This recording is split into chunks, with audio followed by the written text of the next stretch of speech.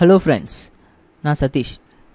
இந்த வீடியோவில் நம்ம விம்மோட இன்னொரு வேரியேஷன் பார்க்க போகிறோம். சரிங்களா? விம் வந்து ஒரு கமாண்ட் லைனில் எடிட் பண்ணக்கூடிய டூல். அது மாதிரி ஜிவிம் அப்படின்னு சர்ச் பண்ணிங்கன்னா கிராஃபிக்கல் விம் வரும். சரிங்களா?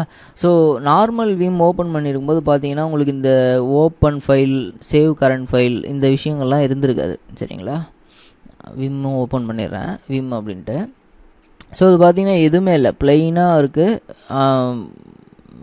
இதில் சேவ் பண்ணுறதுக்கோ இல்லை பட்டனோ மெனுவோ எதுவுமே கிடையாது. ஆனால் ஜிவிஎம்மில் வந்து கொஞ்சம் நியூ யூசர்ஸ்க்கு ஃப்ரெண்ட்லியாக அந்த மாதிரி new file, open tab, close, save இதெல்லாம் வந்து ஆப்ஷன்ஸ் மாதிரி கொடுத்துருப்பாங்க கிராஃபிக்கல் யூசர் இன்டர்ஃபேஸில். ஆனால் முடிஞ்ச வரைக்கும் ஜிவிஎம்மை தவிர்த்துட்டு விம் யூஸ் பண்ணுங்கள். சரிங்களா? இதுக்கு என்ன ரீசன் அப்படின்னா, விம் வந்து முழுக்க கமாண்ட் லைனில் எடிட் பண்ணக்கூடிய ஒரு டெக்ஸ்ட் எடிட்டர். சரிங்களா?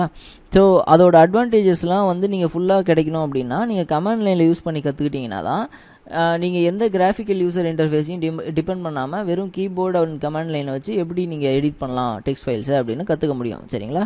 ஸோ விம்மோட பர்பஸே அதுதான். இப்போது இன்னொரு வகையாக விம்மை எப்படி ஓப்பன் பண்ணலான்றதை காமிச்சிடறேன். கமாண்ட் லைனுக்கு போங்க, விண்டோஸ் R கொடுத்து அதில் சிஎம்டி அப்படின்னு டைப் பண்ணி என்டர் கொடுத்தீங்கன்னா ரன் ப்ராம்ப்டில் உங்களுக்கு கமாண்ட் லைன் ஓப்பன் ஆகும்.